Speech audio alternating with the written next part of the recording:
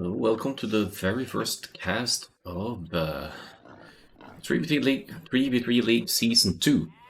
This map is called Arenaception. It doesn't fit all of the text there, but let me just hover over it so you can see. And it's been used in Terra Nova Duos, which is an ongoing team game tournament. And I've never seen this map, so I'm looking forward to casting it. So, yeah, let's just dive into it. As you can see, it's Arenaception. And I think the idea is that it sort of resembles Arena. That's like the template, the stone walls and everything. But the backside is open. So I mean, there's potential for sneak attack from the backside, unless it's an easy wall off. Obviously, it's an easy wall off if you want to keep the aggression out on the flanks here. But also potentially comes at the cost. I mean, you'd want to go all the way over here, right, to secure these two golds if you're robo to the right here. And then, yeah, I mean, the neutral resources play in here as well. I'm assuming this tile, for example, that's a neutral gold. So that's the first thing that comes to mind for me when I see this map. So yeah, as we go on here, let's have a talk about the civilizations that are picked. I forgot to include the draft, so as the command. So, but I'll get to that so we can show the full draft of the civilizations as well. But starting here with Blue Gill as the Britons flank.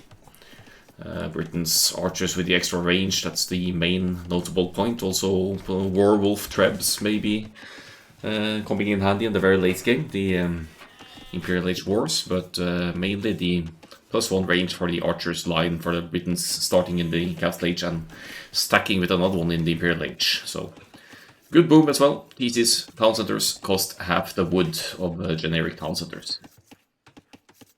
In the pocket, we have Rick Genius testing out the Hindustanis here. And that's basically what used to be the Indians, but the Indian civilization has been split into 4 with the most recent DLC. So the Hindustanis, they have the Imperial Camels, as the Indians used to have, and they got plate barding armor back, didn't they? So, but they no longer have the pierce armor that the Indians had for a while after a patch last year. So Imperial Camels with full cavalry upgrades. Also, +2 bonus damage against buildings applies to all of Hindustani's cavalry, so the scout line as well as the camels. Which can come in very handy in the late game when you mass up your cavalry. Great boom as well for the Hindustanis. The villagers cost 5, 10, 15 and 20% less in their respective ages. Now to the left-hand side, we have Jimmy Genius with the Spanish here. NoobsQad, that's probably where the name comes from then. And yeah, Spanish on these closed maps, that usually means FC Conquistadors, which is a very powerful raiding unit in the early Castle Age. So that's what I'm predicting to see here. That's not to say we won't see any tower rush or other shenanigans from the Spanish. In the Imperial Age, a transition to Paladins is often made from the Spanish as well, and that's obviously something that Hindustanis or Britons don't have access to. As for the other team, we have Young Panda with the Turks here facing up against the Spanish. Interesting, they're both like strong Castle Age aggression with gunpowder civilizations. The Janissaries, they do outrange the Conquistadors, but obviously the Conquistadors have the HP advantage and the mobility, so I'd still kind of favor the Spanish here because they can simply dodge the Turks, if the Turks player goes for any Castle Age aggression here. I mean, you'd see Turks going fast Imperial Age as well, but that's kind of gone a little bit off the book for the closed maps nowadays. Turks would push with Castle and Conquistadors and stuff. What elos are these players? I would say in the 1500 to 1700s. You could also use !rank and the player's nickname in the chat to like survey that. I wonder if I think I updated this one. If I didn't, I'm going to need to do that ASAP. And let us have it. No, I didn't. Hold on. I can fix that quickly.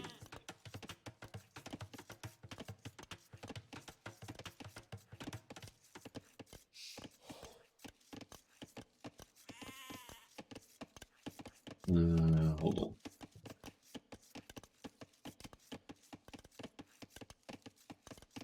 So if you follow that link, the 3v3 teams, now you should be led to the teams list, which has all of the players' names and elos sorted. And in this case, the average elo of NoobsQad is 1709, that's the 1v1 rating. And as for Genius Squad, the average is 1630. So they're pretty solid teams for sure. Yeah, so that's the Turks versus Spanish on the flank here. In the pocket we have a Pete with the Teutons here.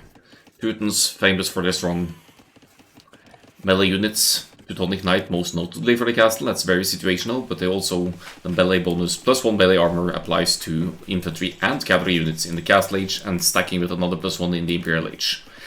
Cheaper farms, great boom.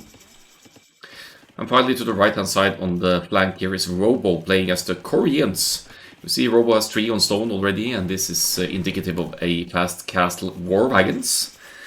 And yeah, we'll just see how that plays out. Ooh, I like the blacksmith market placement of Blue Gill here. So going a bit off base to place them, but of course forming a preemptive wall to the backside here to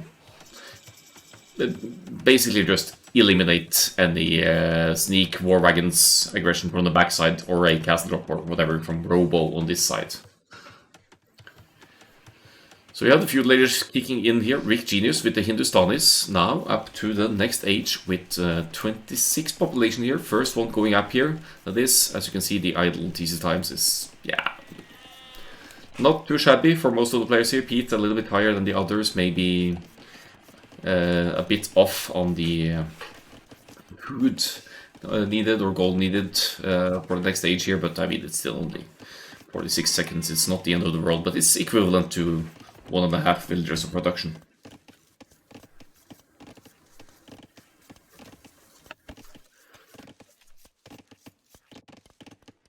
Yeah, Robo also vaulting off the side here as to be expected for this map. It's, you know, it's sort of transitioning into your standard arena here in that sense, that the backside, but you still have the backside, right? So that's another factor here, that you have a huge potential booming area in the back, as you sometimes have on Fortress as well. With this kind of walling with your back area or in the corners.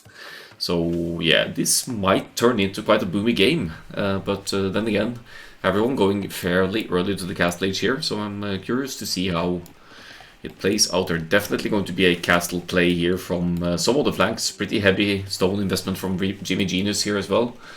So some castle age aggression will be expected here, of course.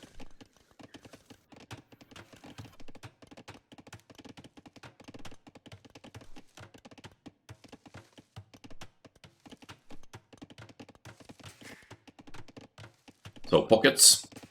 Here's Rick Genius transitioning, or instantly going for the triple TCs here. Makes perfect sense to get a bit of a boom going as the pocket, also to be able to afford your cavalry investments later on. Now, same thing happening for Pete here, of course, with the Teutons pocket, slightly behind the to the castle age, but maybe not too significant. They're both with strong booms here, the Hindustanis and the Teutons. They're both eating the stone as well, so long term they want to get some castles up. And speaking of castles, here's Robo dropping the Korean's castle here with 4 villagers, secures this gold perfectly in the corner of the base, and has wall off the side here as well. Where's the attack here? Hold on. Bit of a scouts fight here, but that's Robo's fight to win, I think. No, I spoke too soon. Bluegill apparently got the scout RNG here. Bluegill likes to. I've seen Bluegill smack talk his opponents in chat before with these scout fights. I always win them, basically is what he's saying, and in this case he must have gotten the first hit in nice and early, because he does indeed win the scouts fight against the Robo there. Let's have a look at the scouting, in fact.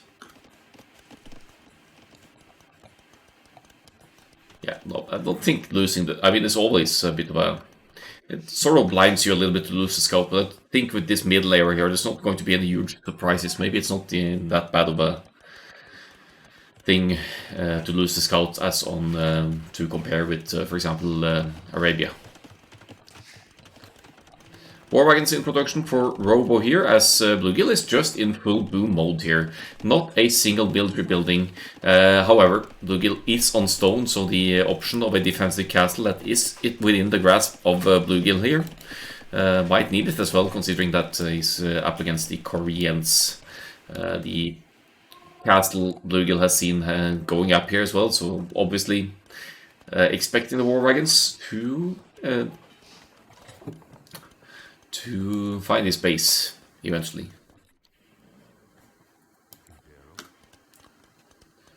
So the relics seem very centralized on this map, so it's equal distance, I'd say, from everyone, so it's fair in that regard, but since they're not spread out like RNG, not in the back either, it seems like whoever focuses on the relic collection earliest enough will be able to collect most of them. So we don't have Aztecs or Lithuanians here, so relics collection plays a slightly, or Burgundians, but relics plays a slightly smaller role here. With that in mind, Bluegill will want to have monks out regardless here, because that's essentially the best defense against early war wagons here. We see Robo needs to back away here. You don't need Redemption to convert war wagons, because they are essentially cav archers. Another monk coming from the other side as well, but Robo is on point here and finds the monk and snipes it before the conversion kicks in. Pete is here with the scout as well, helping out against the monks. I was going to say that Bluegill did manage to get one relic, but that's about it here. Let's have a look at the other side. Conquistadors in decent mass here, in fact outmassing the Janissaries to the left here. So Jimmy Genius in the military lead on the respective flanks here. Is 1 TC to 3 though, so while Young Panda won't have much success with the aggression for now, the economy is well ahead of the Spanish player here. Also potentially allowing for a stronger Imperial Age whenever Young Panda makes that transition. As just have a look at the resource bars here. They're nowhere near, obviously. No fast imp for either of the Spanish or the Turks here, but the economy unarguably ahead here for Young Panda over Jimmy Genius. However, idle TC time playing into the overall digital count as well. So, unable to hit the Turks, partly because of the Janissaries that outrange the Conquistadors by at least a couple of tiles. Jimmy Genius just uses that mobility of the Conquistadors to move out and try and punish Pete in the pocket instead.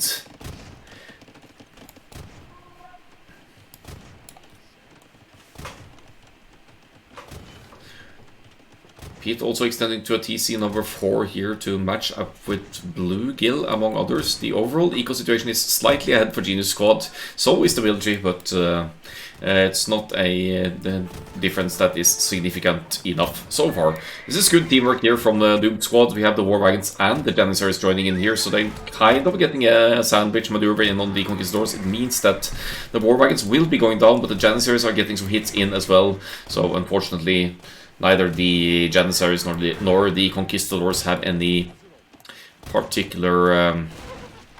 well, they don't have great accuracy, to put it that way. Base accuracy 50 for the Janissaries, and it's 65 for the Conquistadors. So in fact the Conquistadors are more accurate, and now Jimmy Jean just gets the sandwich maneuver in there. That's a very respectable amount of Conquistadors out. That's the power of the extended 1 TC play now transitioned into a third one down here.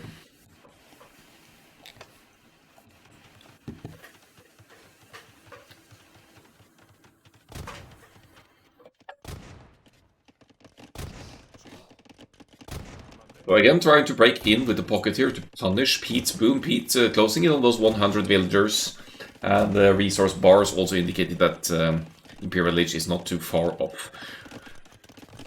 Speaking of Imperial Age, we have the Hindustanis actually just now 1 minute away with a relatively fast imp here. a defensive castle in a nice spot here for Rick Genius as well, and now dropping the stables in the middle here. So camel production about to commence for the Hindustanis here, while Pete is still just in boom mode here, hasn't made any cavalry just yet. Reacting to the pressure here, also good team communication here with the Janissaries to provide assistance. Yes, NoobsQad is on the back foot, but they are also approaching the Imperial Age, and Pete has a nice boom going here. Actually, in terms of pure villager count, it's ahead of the Hindustani's pocket here. Not a single villager lost so far this game, which is also impressive given the army forces at work here, especially from the Spanish.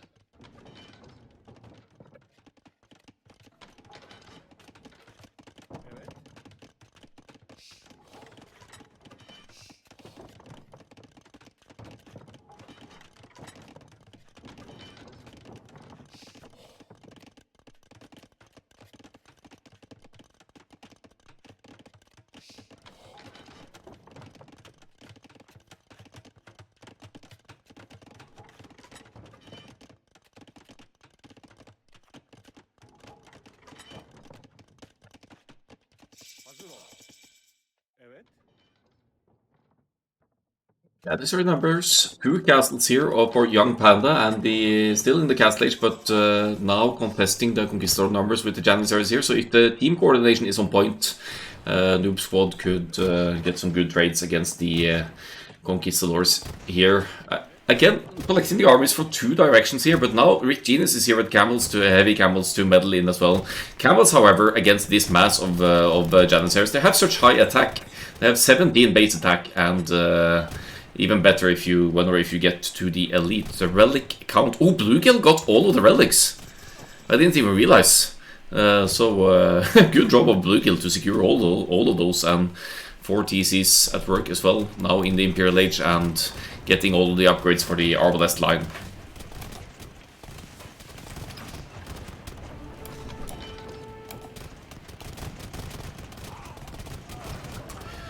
So Janissaries kind of forced to fight here. The camels will be entering as well, but you need to deal with these castles before this army can do any significant damage here. The Imperial Camel is on the way, as you can see. 112 villagers. Full boom for Rick Genius here. While on top side, we have Bluegill pushing in a 1 vs 1 versus Robo here as well. So Genius Squad pushing from both sides here. Bluegill played in my Arena Express tournament a while ago as well, so I think he's a bit of a clown. Maybe that goes for the others as well. Not entirely sure whose home map it is, as we see the Teutons player opting for the Halab and Siege here, obviously not wanting to play Paladins against the Indians, so you would both lack the speed, and you'd be absolutely hard countered by the Imperial Camels here. That's a good choke point for the Janissaries here, going to get some good kills in on the Imperial Camels here, and there's even some siege from the behind here. And Pete confirms this was NoobsQad's home map. Gotcha.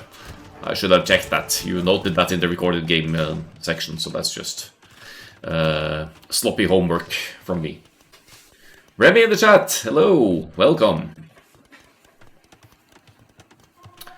Welcome. Really hope the internet holds up. It's been shaky lately.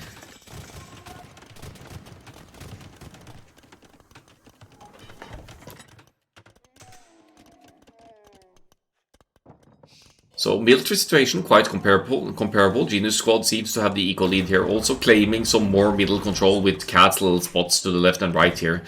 And we're not going to see any switch from the Conquistadors yet from Jimmy Genius.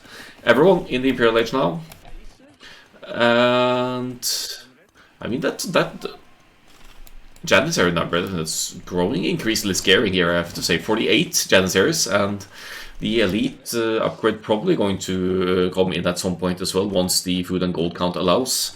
Slinging is not allowed until the Imperial Age, but in the Imperial Age, of course, when everyone is in the Imperial Age, you have a free sling. So if NoobsQad wants to rush that Elite Janissary upgrade, you could also receive sling from one of the teammates, assuming they're floating resources. And Pete at least has lots of gold in the bank, so that's certainly an option.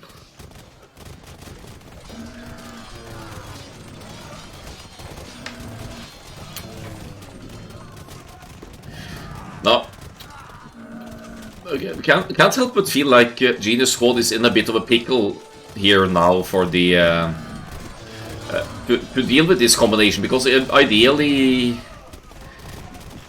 you want some strong siege to deal with this, right? Like siege Onagir, that's what comes to mind for me here. Even if the Janissaries have long range, siege Onagir should be able to at least match that. And if you get some good shots in, these units are so weak HP wise that you could splatter a lot of them. Same goes for the Halberdiers. Of course, they're serving as the meat shield in front of the Janissaries here now, but if you bring some good siege to the table, you can deal with that.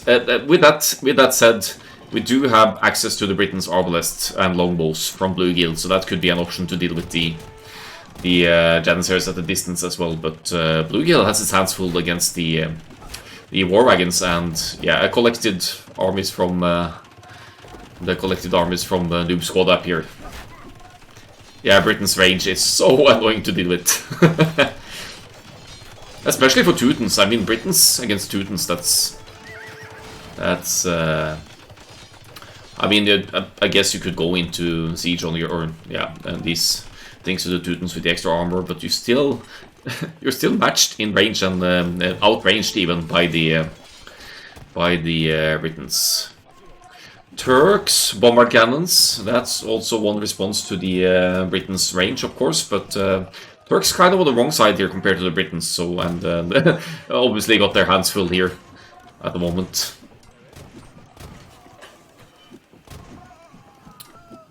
We should have a quick look at the trade stats here, just to see if the trade has generated anything. Look at Blue Guild's gold count. It's 5 relics there, just bringing in some juicy extra gold. Yeah, I don't think the trade is too significant yet, so I'll still keep this tab up, but at some point we may need to keep an eye on the trade as well.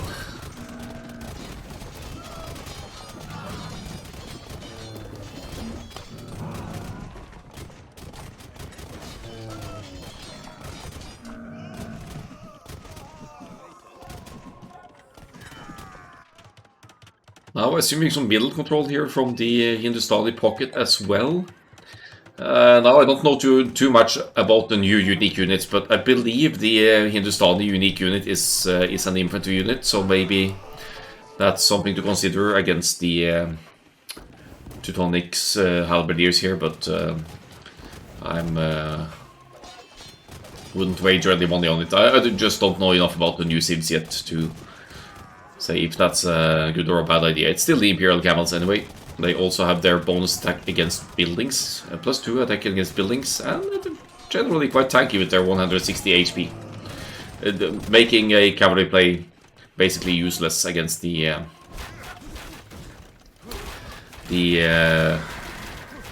Indians or Hindustani civilization here.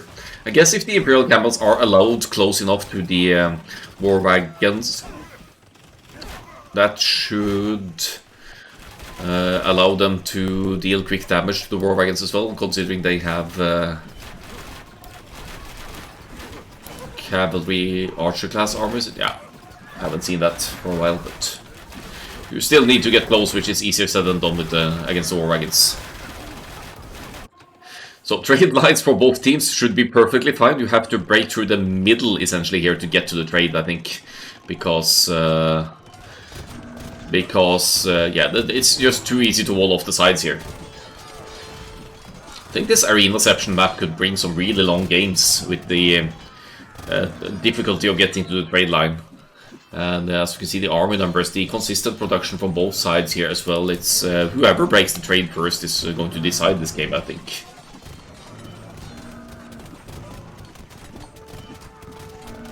Could have a quick glance at the eco situation as well, but I think army numbers matter more at this point. It's full on Spanish elite skirmishers here. for Jimmy Genius, and of course with some Conquistadors left as well, and Campbells to go in front. Skirmishers that deal bonus damage to the Janissaries, because Janissaries have Archer class armor.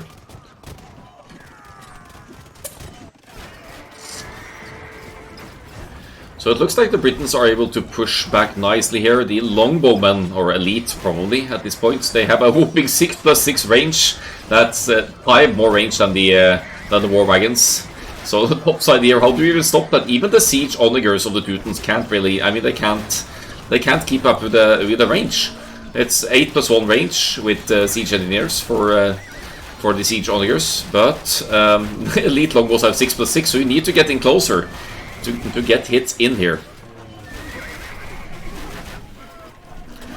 So while it's sort of evening out on this side, it's the push is increasingly stronger on the top side now. This is more of a, I wouldn't say a 2 vs 1 situation, because we have the Pete in the mix here as well, but I'm not sure if it's even possible to compete with a Longbowman Imperial Camel combo with Teutons and Koreans, honestly, because essentially you need, I think you need full-on Paladins to deal with the Longbows at this point, and the Imperial Camels just kind of render that option useless. Oh, some. Where's that trade card going? Okay, that's interesting.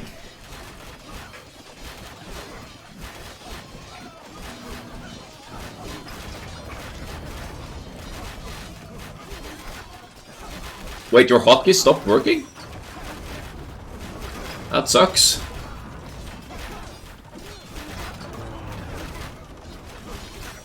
I don't know what the Q and R keys can do, but I guess the Q key does villagers.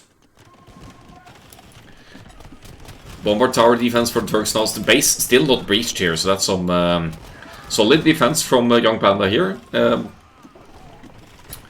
Will it be enough just to hold, though? We kind of need to push this side for Young Panda as well, given the aggression up north. So this is again, I just don't know how you deal with this, because even what's usually countering mass archers, the Siege Onager, with some meat shield in front, I mean, you need to get so close. So if the archers or Longbowman micro is on point for Bluegill here, the Onagers, Siege Onagers will never get a shot in, even with that extra Teuton's armor. Look at the kill count of this group of Longbowmen. 114 kills and counting. They're just redding up here.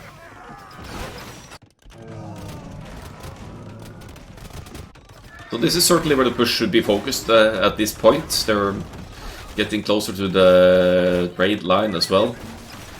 And yeah, just have a look at Bluegill's defense and economies here. Fortified walls and castles to the side. There's nowhere they're getting to the trade, and as long as there's gold income, there's going to be army as well.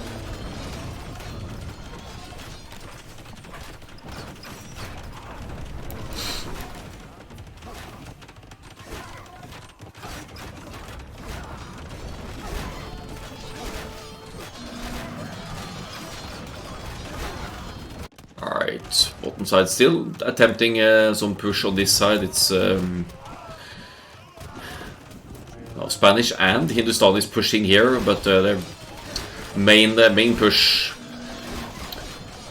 attempting to break through Robo's base, and they're getting closer and closer to the trade, which has to be the ultimate goal here, to break through and deny the gold income of Genius Squad here. Let's have a look at the trade stats now. Where is it? This one? No. Here we go. So, looks to me like the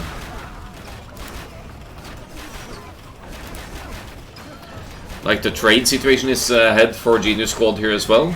So, making it all that more easier to stay on PopCap. The total population is now still. Good work at NoobsQad for keeping the population consistent.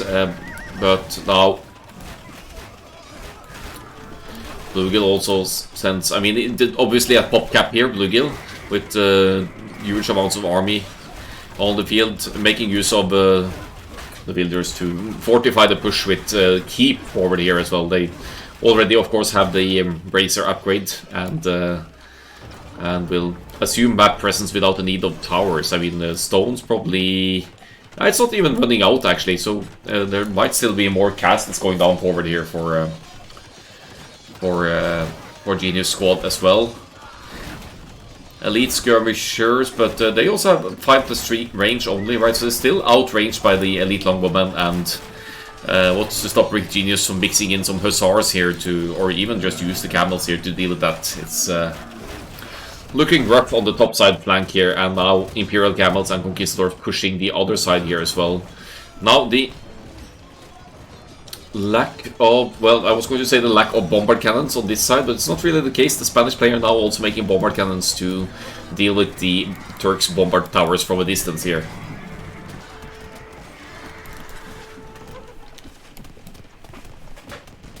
Great defense from Young Panda still, though. Base still not breached here, so Blue is holding incredibly well. And it's really, I mean, the progression is slow on the top side here as well. But NoobsQad, as you can see, they are slightly behind the population, most importantly in military population here. And now, as you can see, the Imperial Camels are aiming for the trade route as well. Robo has gone into the Halberdiers here, but the Koreans, they are lacking the last attack upgrade, which is not the disaster. The Halberdiers still have the bonus damage against camels, 26 bonus damage, but they are lackluster compared to, for example, Teuton's Halberdiers, which is also in massing from P tier. But camels now in the trade line will see this number decreasing rapidly here unless the camels are dealt with. Blue still holding over here, but Robo's situation is... to be honest, the overall population of Robo is still looking good here. It's... oh,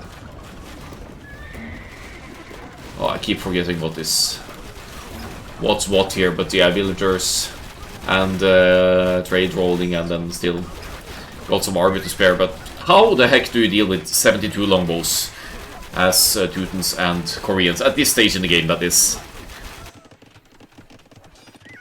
not entirely certain how that can be done.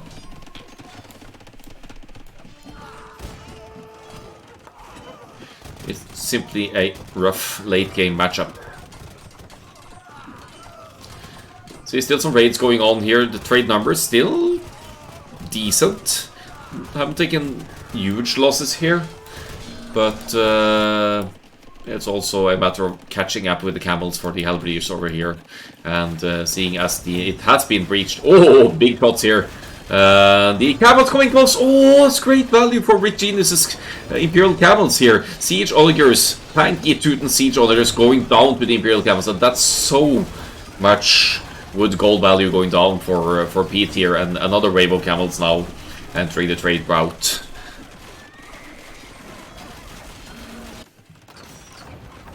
Still no success in the push on the Turks here. Bomber cannons going, bomber towers going up yet again here, and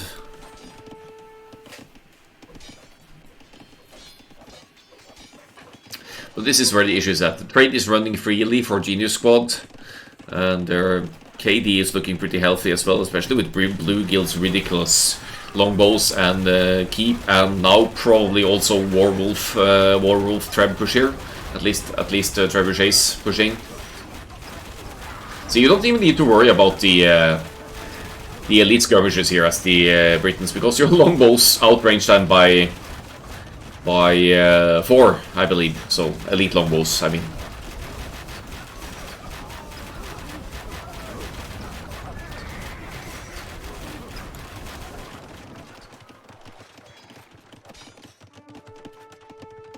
We were reproducing trade cards here while dealing with the trade raids, so still there's definitely still hope for NoobsQad here. Now scrambling up a castle in the back here to try and save the trade route again.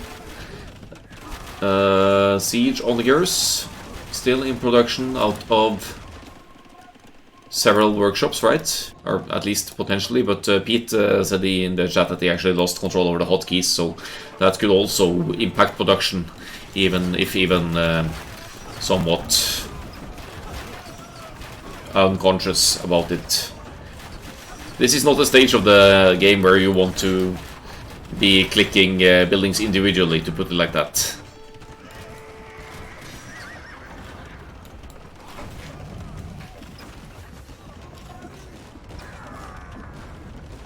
Trebuchets out. Where do you have any Spanish bomber cannons? Not really. So more hussars joining in. The Spanish hussars, they have full upgrades.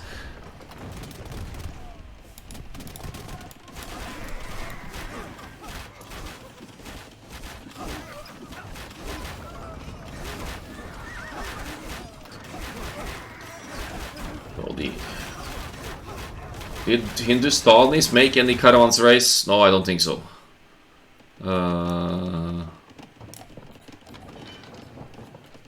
This is also new, right? And it's... I feel like that's a building you make if you... that kind of benefits your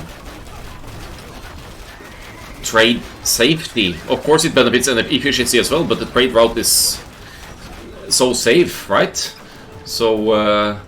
So you don't really need it. The normal trade will be efficient enough. Of course, you could boost that, but at this stage, it's not worth the investment, I would say, because they're not going to get raided anytime soon. They are the ones pushing. But chances are, of course, that Rick Genius didn't even consider it as well. Still worth it, maybe. I mean, it does allow the trade to run smoother, quicker.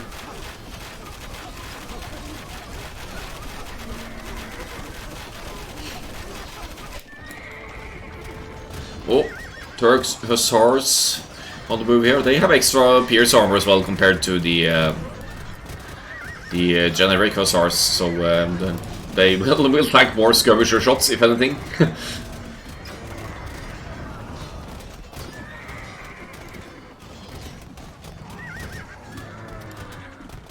Just no progress made. There's just a stalemate to the left here.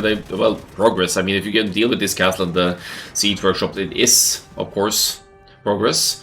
But the fact remains, the top side, that's where the big push is at, and that longbowman, elite longbowman default. 79 elite longbows, and keeps, and castles, and essentially unlimited gold for trade. GG, well played to Genius Squad for this one. That's the proper team, yeah. And the 277 longbowmen made this game. Fascinating. Let's have a look at the statistics before moving on there.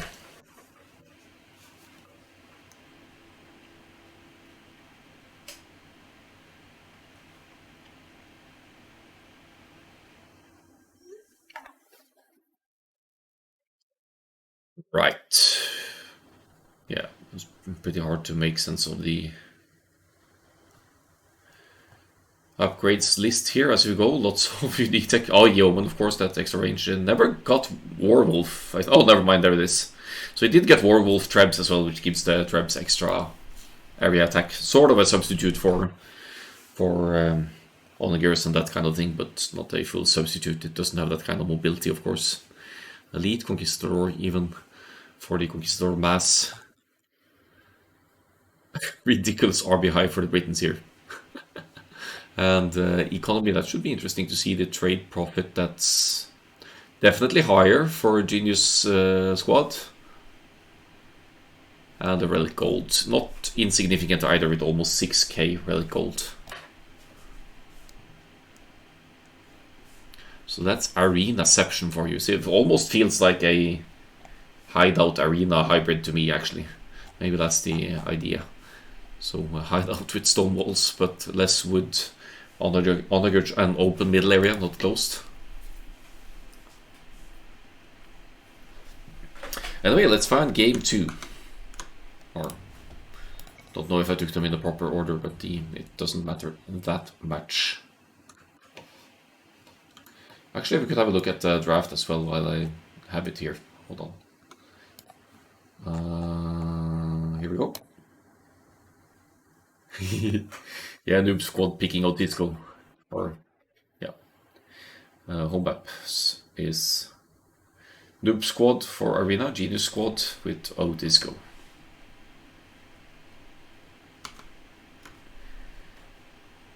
And we're drafting the new civilizations as well. I'd like to see that. Bohemians, Aztecs, Vikings, Gujaras band. These are the Arenaception bands, I'm pretty sure. So we did have Hindustanis, Britons, and Spanish coming out on top here against Teutons, Koreans, Turks. Which leaves us, I mean, I intentionally added 7 civs here just to have another option and not make it too obvious what's being played for which map. So there could still be surprises here. Gurjara's banned. But now with that out of the way, let us have a look at the next game. Game 2, Old Disco.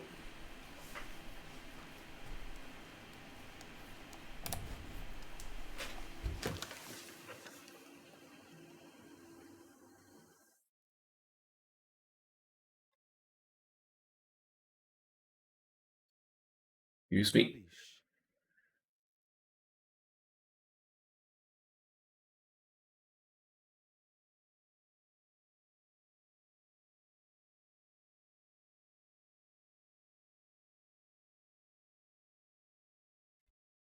Alright, here we go. This is Old Disco, a custom map made by Tech Chariot.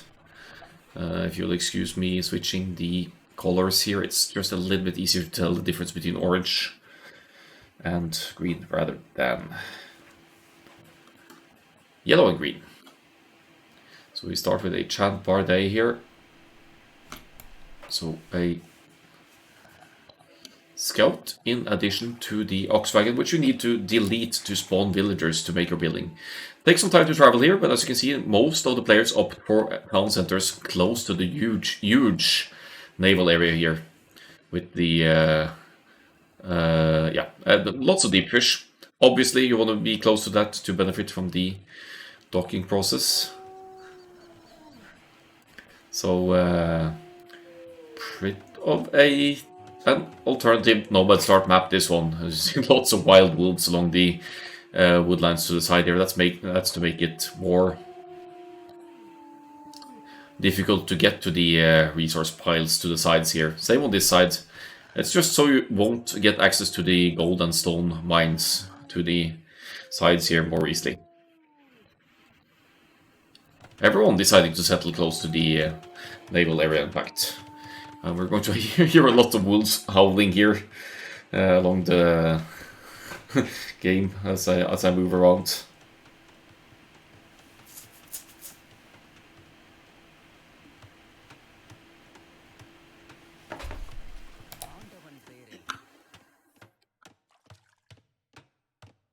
I like the details here, some waterfall there, obviously blocking this area from the river. I'm not sure if you can even... I guess for strategic purposes it would make sense to dock this area as well.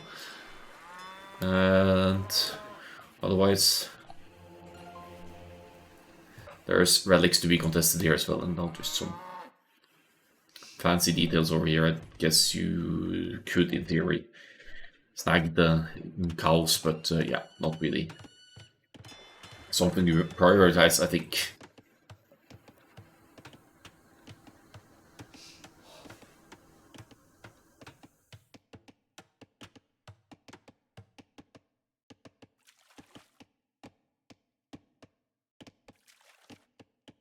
Those friar ducks though, yeah.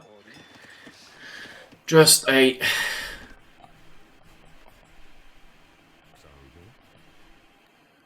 So it's not easy to collect the relics. It shouldn't be. It's lots of gold boost from the 11 relics total here. Some Gaia monks to keep you away, but it's for the later stages of the game, right? So it's far away from there where everyone has settled for the time being anyway. So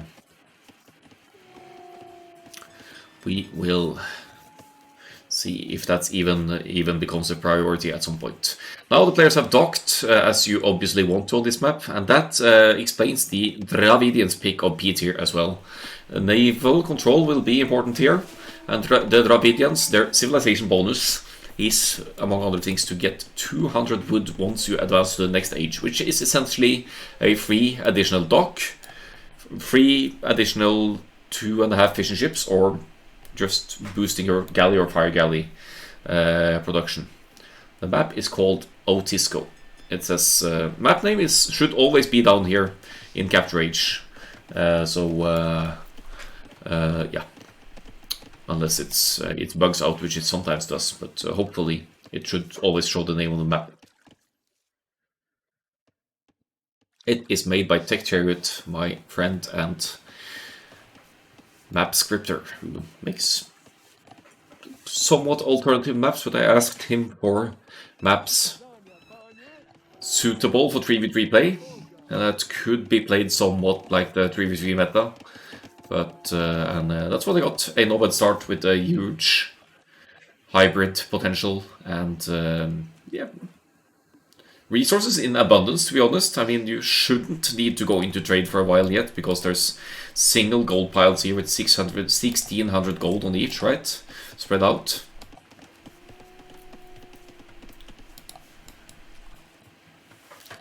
So, we'll just have to see how it progresses. But as far as the civilizations go, we have Mayans here for GB Genius. Mayans resources last 15% longer, so that means that any resource pile here will benefit the Mayans for longer. I can see plumed archers coming into play here for the Mayans, because there is stone piles enough to warrant some castles, and otherwise the Mayans crossbows into arbalists and stuff, they're also cheaper. I wonder if a wolf rush is viable. I think it's these wolves are not standard wolves, they have more attack, I think, so there's a good chance that you won't be able to wolf rush, because they will kill your military units more quickly than standard wolves. Would be fun to see though. Yeah, so Mayans for GB Genius, probably archers or plumed archers. We have Bluegill with the poles. Again, thinking about the resource piles, I think that gold generates passive, no, stone collection generates passive gold income for the poles. So that will also delay your need for trade for a while longer. And finally, Rick Genius with the Persians.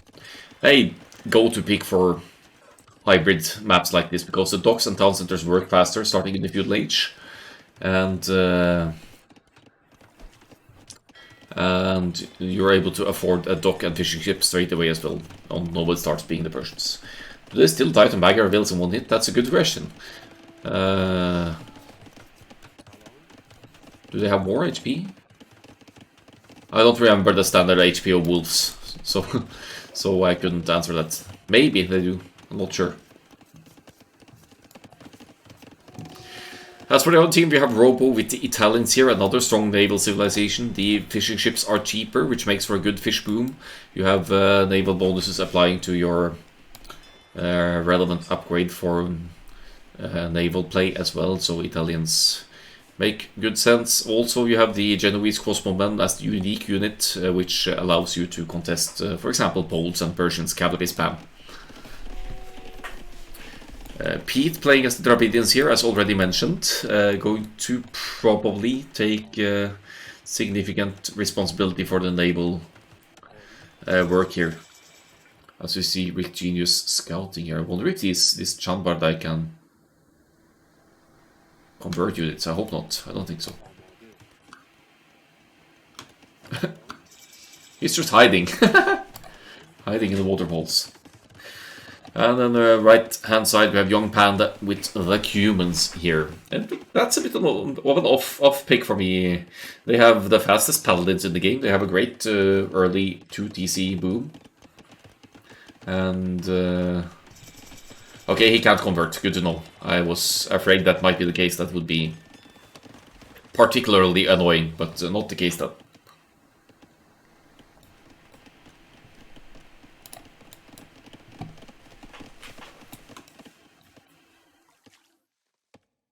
So the feudal agents have kicked in here. We have triple dock galleys from the Dravidians here. Affordable because of that extra wood from the Dravidians, right? So Pete will probably rather easily deal with the fire galley aggression here, as Robo chips in with the fire galley from the Italians here as well. Only one dock for Robo, but considering the triple dock investment of Pete, I feel like NoobsQad should be able to keep good control over the naval situation here. It's just too easy for the Dravidians to keep production going here. Persians, of course, could contest that with their faster working docks, but Rick Genius is, as far as I can tell, only with one dock here. So there's not going to be any outproducing by the Persians here. In fact, Genius Squad may need to bail on water fairly early here. They're going to lose precious fish income here with the collective aggression of Robo and Pete here. And not seeing any attempt to contest water at all, in fact, for Genius Squad here.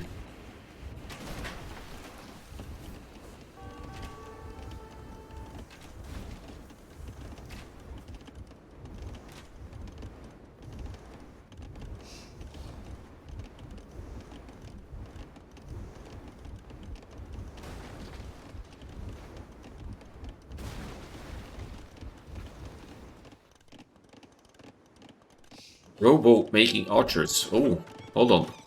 Thanks. I have some... had to respond a work-related email. Okay, so Robo, as I said, one dock only, but now opting for some land aggression here, and it did look to be like you are able to pass through on the shallows. Oh, never mind, you can walk. You can walk right across here, so never mind, these are shallows. So, naval situation aside, looks like GD and NoobsQad are in control here. Let's see what the archers can accomplish on land here. That's going to catch GD Squad off guard. They don't really have any response to that currently. They don't have any land army present at all, aside from the starting scouts.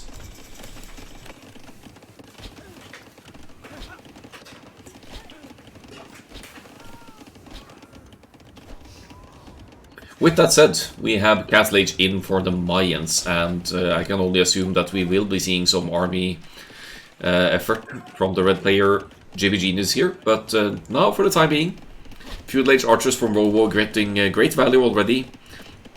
The KD is mainly on water for now, but Eco KD 13 and 16 respectively. Great early aggression here from NoobsQad. Just have a look at the Eco numbers here. They have a massive lead with the extended Feudal Age aggression here. No, Doom! Wait, what? Okay, yeah, okay, you obviously got it at this point, but that explains the villager or eco kills here as well.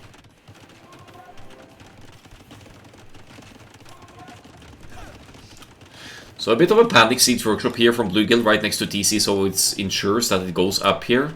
Loom, I have to check for that now since you mentioned it. And the forward castle for Bluegill as well. Does he? I mean, he doesn't have the enable or the fish income. Uh-oh. That's dangerously close to the wolves, but looks like Robo is fine. And just casually passing through here. We get fantastic value from the Feudal Age archers of Robo here. Really, really forcing a reaction here. Plumed archers from JB Genius as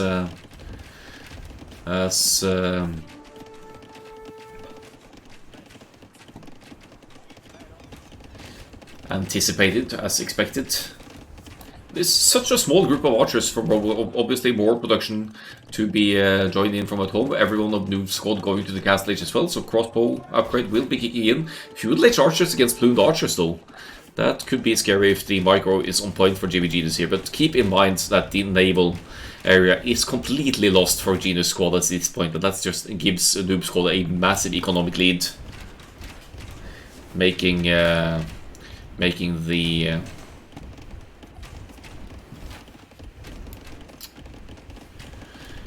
transition to the Imperial Age eventually a lot easier as well, because you have the food income from the fish. You'll see them investing into farms as well, at least Pete has done so. And actually I'm wondering what kind of land unit Pete will eventually go into here. Oh. So, apparently your starting scout has healing powers. That's also one mechanic to consider. So good spot there for anyone who's watching. That's something you could make a nice use of for Otisco.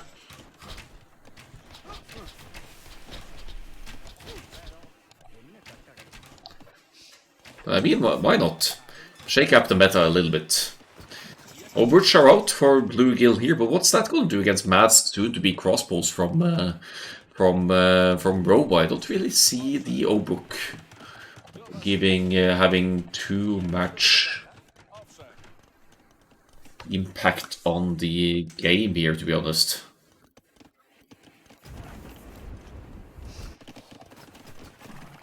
I mean, NoobsQad, if they want to try and claim the naval situation back, they'll be forced to drop a castle on the shoreline, drop some docks, and massively invest into the naval aggression. I don't see that as an option right now. We even have cover fire from the crossbows, so Robe could always pull back towards the shoreline to seek refuge. Now we have some cavalry joining in as well. Young Panda with the Cumans. Easy all the way in the corner here. Well, I mean, why not? +2 defense, obviously, in for the cavalry as well. This is just your strong knight crossbow combination also working out on Otisco, as we can see here. Now, for the castles as well, you could make an argument for the Cumans to join in, send some villagers over and push with Cap Rams here as well. But the fact remains that the overall military situation is, and eco is so well ahead for NoobsQad here. They're basically 100 total population ahead here. Triple the military. Oh, sorry, double the military.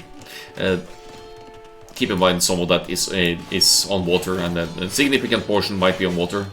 But again, I don't see much merit to the O-Book here. They've swiftly been dealt with the Knights crossbow combination here, while the aggression still keeps up at NoobsQad's home base as well. They are sandwiched up in the corner of which they started.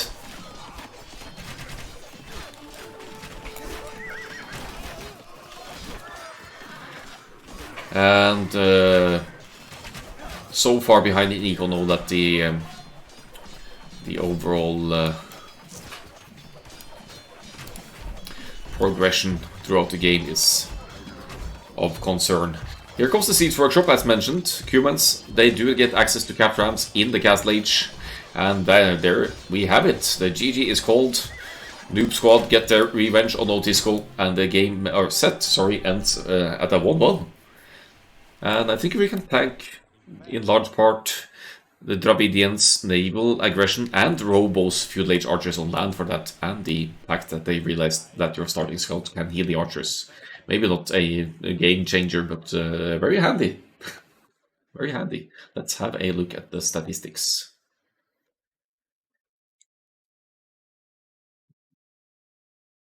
Okay, so no Loom until minute 19 for victory. Is that hurt against the Feudal Age archers? Surprise archers as well. Guess they expected some extended Feudal Age naval aggression here.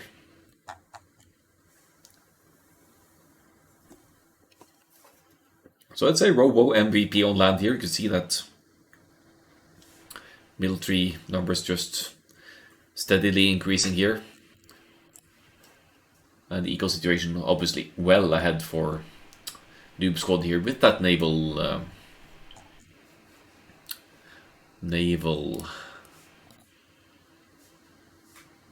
control that they had.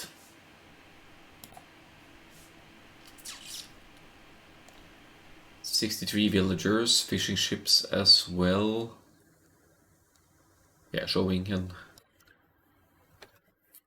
the eco difference between them here, and oh yeah, this is just the APM to show the movement here. Nothing too crazy.